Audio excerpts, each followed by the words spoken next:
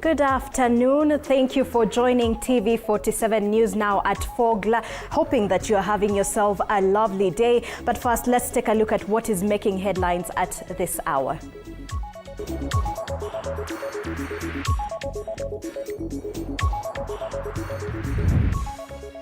President William Ruto in Kisumu for the Africa Sub-Sovereign Network Conference. Today, we are going to be signing off some of the agreements that we have made in various other areas. Prime Cabinet Secretary Musalia Mudavadi campaigns for Raila's AUC bid in Angola. A shutdown is looming at the Nuru County Assembly as UDA's pick for majority leader faces fierce opposition from county representatives. Secretary General kwamba hakuna ujumbe wowote kutoka chama cha UDA utakaosomwa katika bunge la Nakuru. All right, thank you for joining. I am Sheila Chelangat and this broadcast begins now. President William Ruto has assured the people of Kisumu government's full support of Raila Odinga's bid for Africa Union Commission chairmanship as campaigns intensifies across the continent. Addressing residents of Kisumu this morning after making a stopover, the head of state said his government will not condone with corrupt and tribal leaders in what seemed to be an indirect attack to his former Deputy Rigathi Gachagua. Ruto said his government is committed to complete projects initiated during and before his administration took power, including his pet project of affordable housing.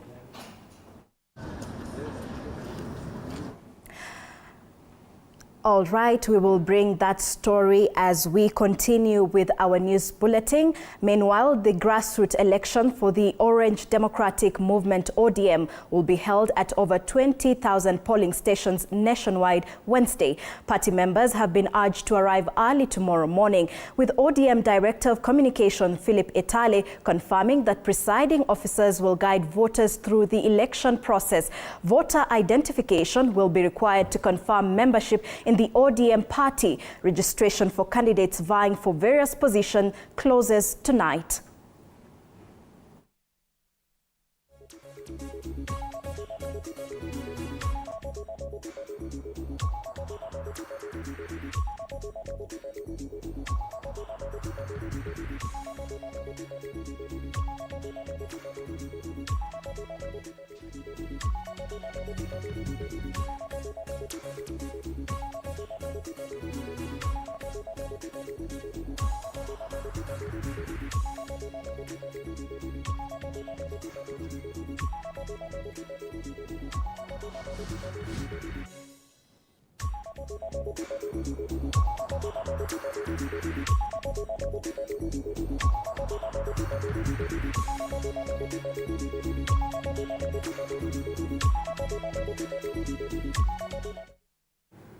And away from that, as the country intensifies its campaign for the 16th day of activism against gender-based violence, sexual violence remains a persistent crisis in Tana River County, a pressing issue that demands urgent, decisive action.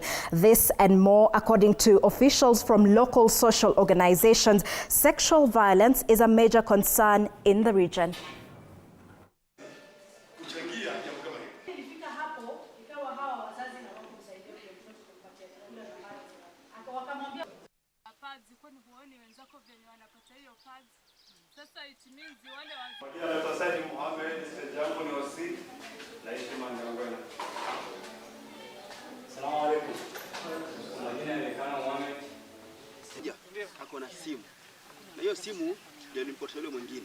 Na mara nyingi mabodaboda pia wanahusika kwa hiyo maneno, lakini sasa uzuri wamepata mafunzo kidogo ili kuepukana na hiyo maneno ya dhuluma ya kimapenzi. Kwa sababu dhuluma ya kimapenzi, bodaboda akipatikana kuna kufungwa, ama licha ya kufungwa yule mtu ambaye unamtumia pengine ako na hujui afya yake kama iko vipi. Kwa hivyo ni vizuri mabodaboda wamehamasishwa. Tufanye theater of the oppressed, ambapo kuna waigizaji wanakuja wanaigiza mambo ambayo yanafanyika katika jamii. Kwa sababu nini tunatumia hii method ya kufacilitate ni kwamba ndio tukifanya ile method watu katika jamii waweze kuingililia. Hii method inasaidia kwa sababu ukuu unafanya ile mchezo kuigiza pale, inaonesha watu exactly chenye kinafanyika katika jamii.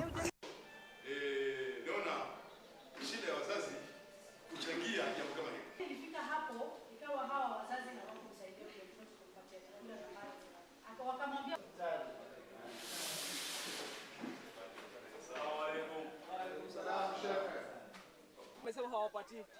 Kwa hiyo wanaume wenyewe ndio mnachangia watoto waharibike, si ndio? Tunawapatia.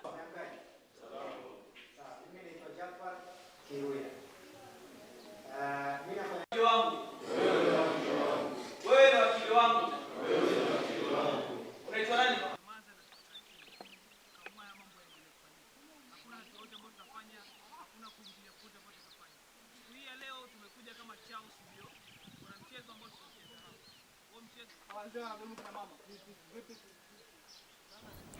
Moving away from that, Prime Cabinet Secretary Musalia Mudavadi has defended the government on the abduction of Uganda opposition leader Kisii Besigye, saying the incident should not be used to judge Kenya harshly. Mudavadi, who spoke during a media briefing on 60 years of Kenya's diplomatic journey at the Ministry of Foreign Affairs headquarters, said the incident should be taken as part of Kenya's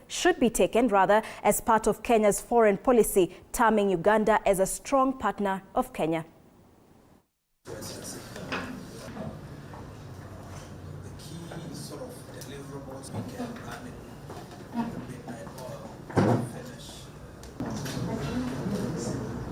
The OAP is for foreign affairs. Uganda is a strong partner of Kenya, and we want to continue maintaining strong bilateral ties with the country of Uganda and indeed all our other neighbors. So I would like to say that the incident that you refer to should not be used to judge as too harshly on what would be Kenya's outcome or matters of foreign policy. We believe that the issues between us and Uganda, where there are any concerns, will be resolved diplomatically. Right, and in Nakuru County, a showdown is looming at the Nakuru County Assembly after a section of ward representatives rejected the decision by the ruling United Democratic Party Alliance to affirm Keringet MCA William Mutai as the new majority leader. Speaking to journalists at the County Assembly of Nakuru, led by Lakeview MCA Alex Mbugwa, the MCAs accused UDA Party Secretary General Hassan Omar of failing to resolve the dispute and instead siding with one faction.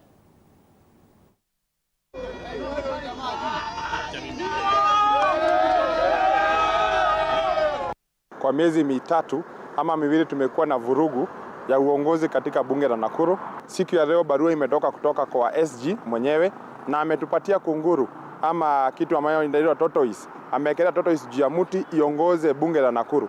Yule kiongozi ambaye amewekwa hapa tuongoze hata kunena ni shida.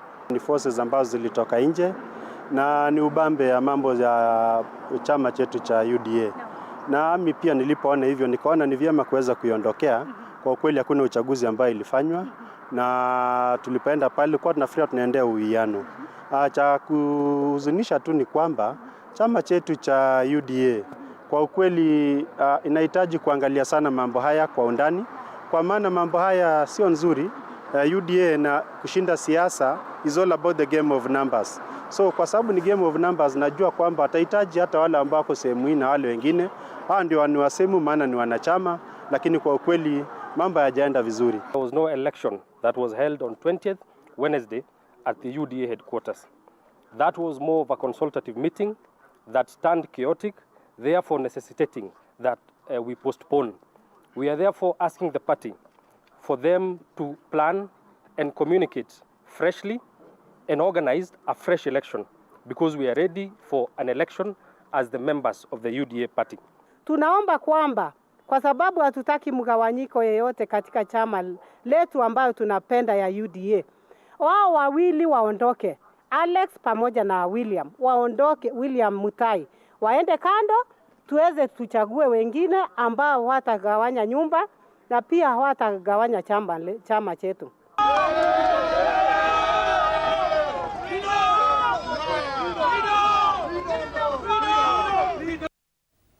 And away from that, the Kenya Forest Service, in partnership with the French government, has today launched Forest Fire Management System, a digital radio network and early fire video detection that aims to counter fire outbreak cases in Kenyan forests by providing a 24/7 surveillance in the forests. Speaking during the official launch of the project, Cabinet Secretary for Environment, Climate Change and Forestry, Aidan Duale, lauded the project at the same time appreciating the partnership with France Republic, which has seen the realization of the project.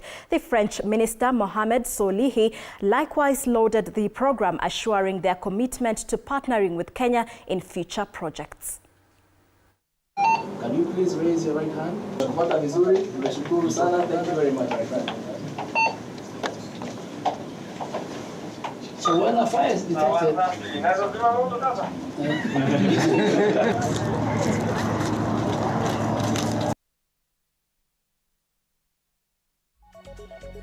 and to our countrymen, I want to assure them that this is a very unique administration, and the President has reformed and carried serious reforms in Kenya Forest Service.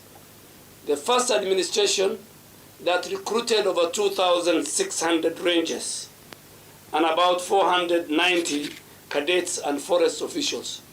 So our commitment to the protection of our ecosystem and transformation of our forest is real.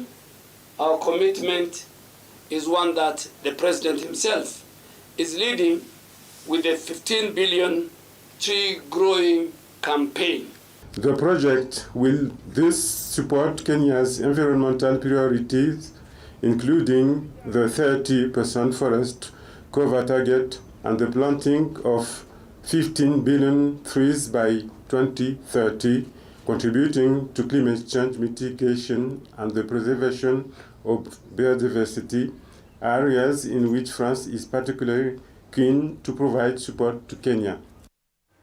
All right, and human rights defenders have urged the government to uphold the rule of law and allow Kenyans to voice their concern without fear of victimization. Speaking at the 9th Annual Human Rights Academy, they emphasized the urgent need to end police brutality and the abduction of human rights activists, which continue to threaten democracy and civic freedoms. The defenders reiterated their call for the government to create a safe and supportive environment for all citizens to express their rights, stressing that justice and equality are fundamental pillars of the society.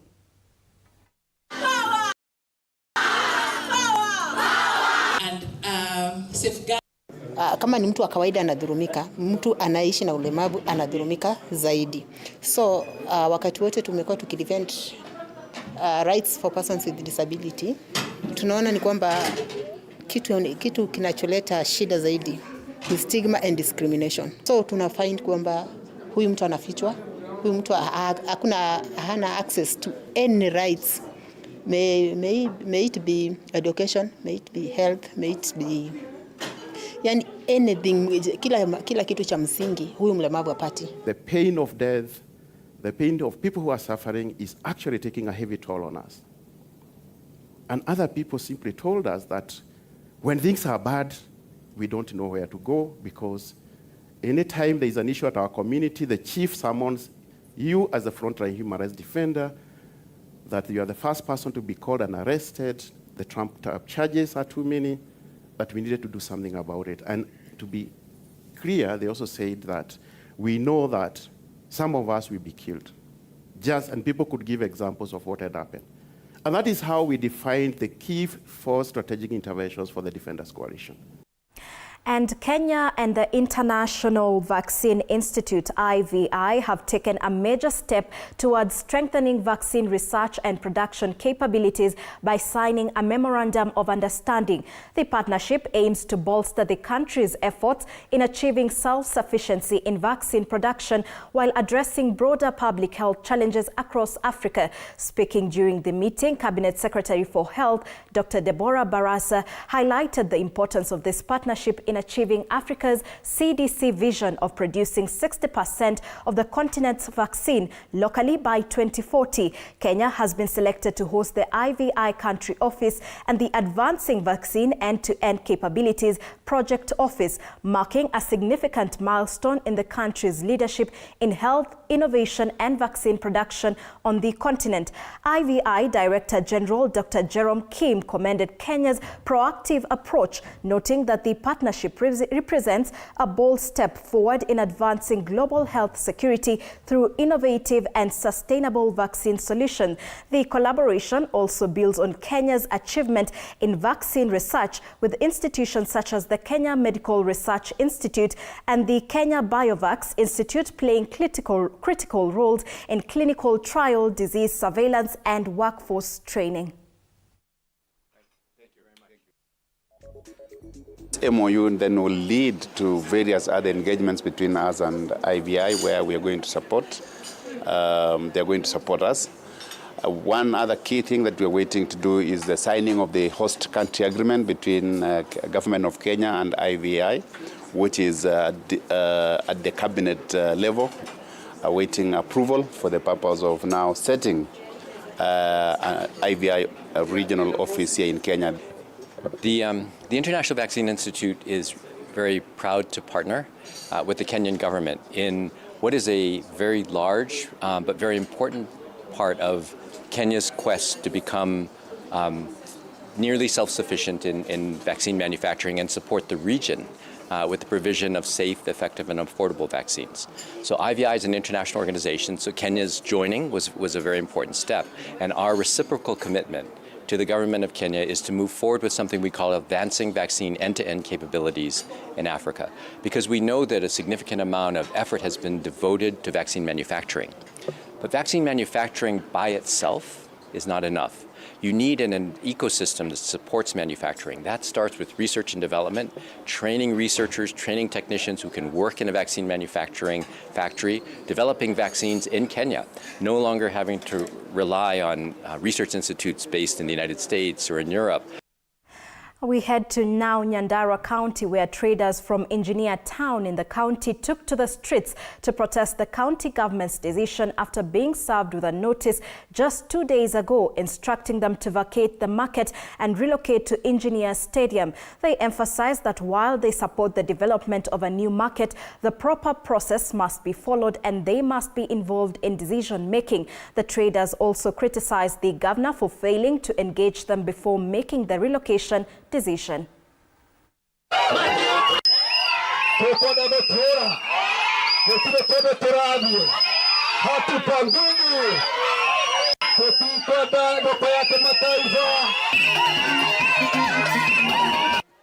First public participation akiwa kwa ofisi na mwenyewe ndiye alifungua huo mkutano at Catholic Hall. Tulikubaliana ya kwamba atupatie shade. Hatutaki kusema tusijengele soko, lakini soko ijengwe tukiwa hapa, iwekwe shade. Hatutaki kitu kingine, and this is a message that we want to deliver to the governor. We want shade and nothing less than shade. And in Kisii County, the county government has called on residents to stop vandalizing infrastructure, particularly roads, after several reports of damage during the launch of the Kizingo Mbaraka Chembe Road and Timboni Crab Shack Road. County officials stressed the need to protect infrastructure for sustainable development.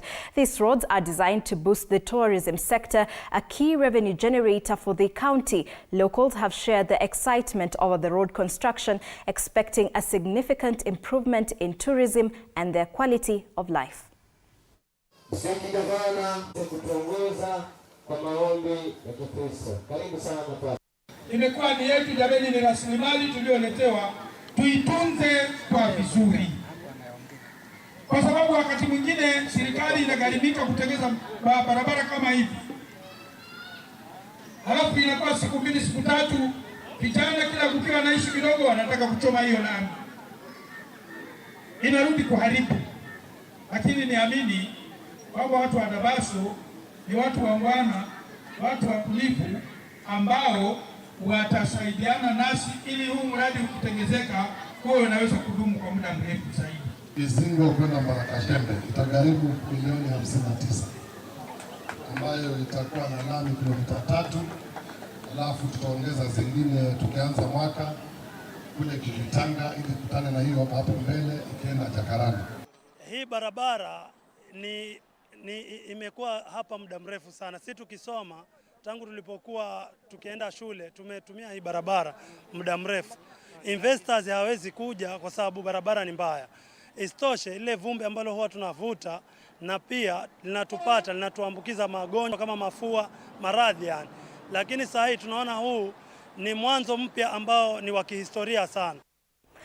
Moving on, Kenyan car buyers have been urged to embrace uptake of hybrid cars for the eco-friendly benefits since they improve on fuel efficiency, reduce carbon emissions and make a sustainable driving experience. Although they are increasingly becoming popular on roads, Kenyans still face a myriad of challenges as they go through the importation process. Cars Kenya, a leading car importer through its reputable partners in Japan and Kenya, is making hybrid imports accessible and hassle-free while helping Kenyans transition to hybrid cars ownership seamlessly by providing knowledge, insights and after-sale support. The head corporate sales at Cars Kenya, Sophie Ogilo, has urged Kenyan consumers not to hold back their quest to sample hybrid cars.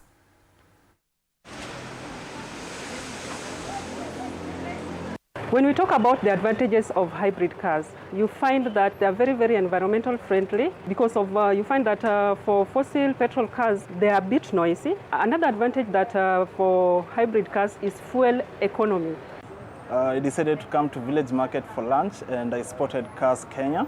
And as per the cost breakdown that they've given me, I can say for sure that the Nissan Serena, compared to the petrol version of it, the hybrid is way cheaper. And considering I've been affected by the fuel costs, you save a lot on fuel, save a lot in terms of your pocket. And Africa's leading HR and payroll technology company has called on stakeholders in Kenya's manufacturing sector to adopt innovative technology solutions aimed at enhancing workforce productivity and operational efficiency at a conference held by Seamless HR in collaboration with the Kenya Association of Manufacturers. Ezekiel Okeleji, CEO of Seamless HR, emphasized the importance of technological integration, while Tobias Alando, acting CEO of KAM, commended Seamless HR for its role in promoting innovation. The event explored the transformative role of technology in improving workforce practices in one of Kenya's most crucial economic sectors.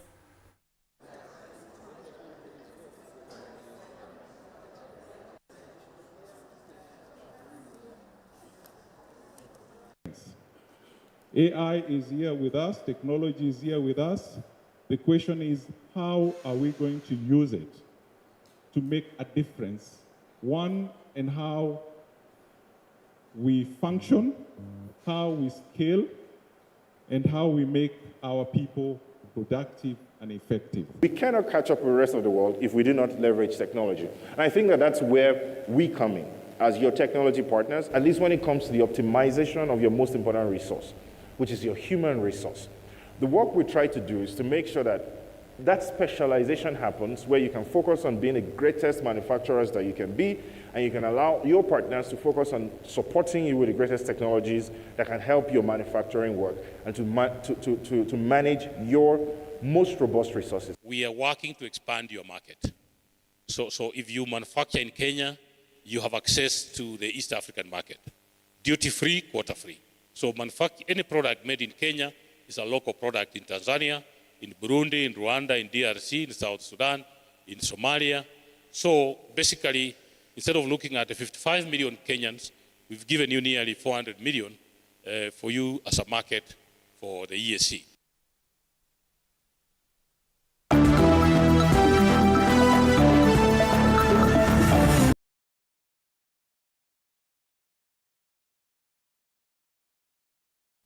All right, let's get sporty. And the 136 teams